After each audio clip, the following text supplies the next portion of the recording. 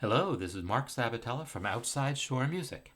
In this video, I'm going to talk about differences between keys. And I'm going to specifically talk about this with respect to the piano. All right. So I want to single out the piano because, well, A, it's the instrument I'm the most familiar with, but I want to point out that the differences that I'm talking about are not actual differences in sound of keys. We often hear people talk about, oh, the key of E has, I don't know, a majestic quality, or the key of D has a childlike simplicity, or whatever subjective terms you might hear, but they are entirely subjective. There is no real sense in which the key of E sounds different than the key of E flat in any real meaningful sense in instruments that are tuned the way a piano is, which is equal temperament. All the half steps are exactly the same size. Now, on stringed instruments, there is a difference between whether you have an open string or a stopped string. On brass instruments, there's a difference, in terms of the overtone series and how that fits. And woodwind instruments have where their breaks are and where their accidental keys are, and so forth. So different instruments can have real differences between keys. Every instrument is different, though, so it's still not the case that the key of E has some special quality to it that's independent of instrument. That's just a subjective thing. All right, so all that said, let's talk about what really is different between keys on the piano, where that subjective stuff won't come into play because the half steps are all the same size. So the thing I think is the most important differentiator between keys on the piano has to do with the register in which certain things are played. And in particular, let's think about accompaniment, and let's think about, like, what if you want to play a chord in your left hand and you want to play just a nice full root position triad with that octave doubling of the root, like in the key of C. You want to do this, right? C triad, the C doubled. Well, this works quite nicely in the key of C. And by nicely, I mean it's low enough that we're kind of in the bass range of the piano, but it's not muddy at all. If, on the other hand, I was in the key of F, well, now I've got two choices. I can either play that here, where I'm not as bass range as I was before, right? This is more of a tenor range note, right? We're not all the way down to the bass range. It's not as full sounding as this was. On the other hand, if I come all the way down here, now I'm kind of heavy and maybe muddy. I mean, Beethoven would write that, absolutely. But it's definitely a heavier sound than this C triad was. That C triad gives you this nicely balanced sound of playing a triad like that. So the key of C has a nice quality for if that's the sound you want. Now, if you really want your tonic triad not to sound quite so full, maybe you're better off with F. Or if you want it to be a little heavy without being completely muddy, because that same thing, C major, is definitely muddy. Again, wouldn't put it past Beethoven. But that sort of consideration does matter. But it's not just the key of C here. D flat ends up having more or less the same quality.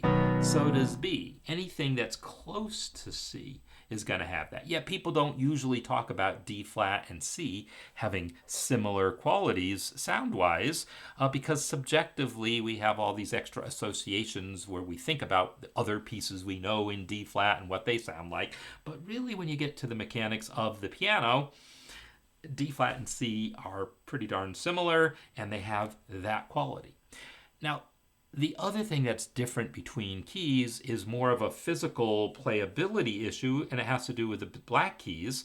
Black keys are not harder to play, right? So it's a little bit of a misnomer to think that, oh, keys with a lot of flats or a lot of sharps are harder to play than the key of C. It's not really about that. There is a familiarity thing. We're more used to playing not as many black keys. There is maybe less things to think about given how music notation works, which notes are flat and which ones aren't.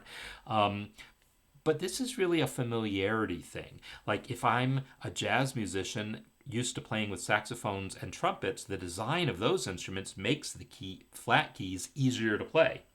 And so they're going to want to play in flat keys, so I'm going to play in flat keys when I'm playing with saxophones and trumpets, and so I'm going to get more experience playing in flat keys. Whereas if I'm playing with stringed instruments, sharp keys are easier to play, and so I'm probably going to get more experience playing in sharp keys, and I will think sharp keys are easier. So 3 flats might be easy for me as a jazz musician, but might be harder for someone who plays in a rock band, and it's exactly the other way around. The key of A might be easy for a rock player and kind of harder for a jazz player, only because of familiarity. So there's that familiarity aspect, but there's also a physical aspect of not that the black keys are harder to play, but they're further away from you, which doesn't make them harder, but it has to do with the shape of the hand. If you think about the shape of your hand, everyone's are different, but we generally all have the outer fingers, the thumb and pinky, as the shortest fingers, and then the inner fingers, second, third, and fourth fingers, are longer. Now, that's not always true. A lot of people's pinkies might be at least as long as their index finger. It varies. There's some gender bias to this also. Everyone's hand is shaped differently. But at least for my hand, if I go and just stick my hand down with my thumb on C, you'll see my middle finger really kind of wants to play an E flat more than it wants to play an E. I really have to curve my fingers, which I should be doing anyhow, to get that middle finger onto the E natural. Whereas if I just stick my hand down on the key of E, then the long fingers are on the black keys where they kind of want to be. Or if I'm playing a scale, if I play E, I cross my thumb under for the A, and now my index finger wants to go down, and again, it's not really so happy to play the B. It would kind of rather play the B flat, and I fix it by curving under, of course. I'm supposed to do that anyhow, but compare it to B. In B, the long fingers get to be on the black keys. It's actually quite nice playing in B. I don't know anyone who says B is their favorite key to play in, but there's a physical aspect in which the arrangement of where those black keys sit, that's pretty nice. So there's lots of other sort of subtle things like that we could talk about that frankly don't end up really mattering. You don't write music to try to optimize for that. At least I don't know anyone that does.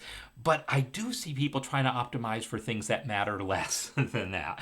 And I'm going to say, if you are going to really think about keys and what you think writing in a particular key is going to do for you, at least let's try to think about things that are more objectively true and not whatever subjective impression you have about what you think about the key of D, because it probably doesn't apply to anyone else, might not apply to any other instrument. But if you're writing for piano, these are some things the things that I just talked about that you kind of can rely on if you want to think about these sorts of things at all. All right? Or just write in whatever key you feel like, and that's probably going to be fine too. You'll make the music work.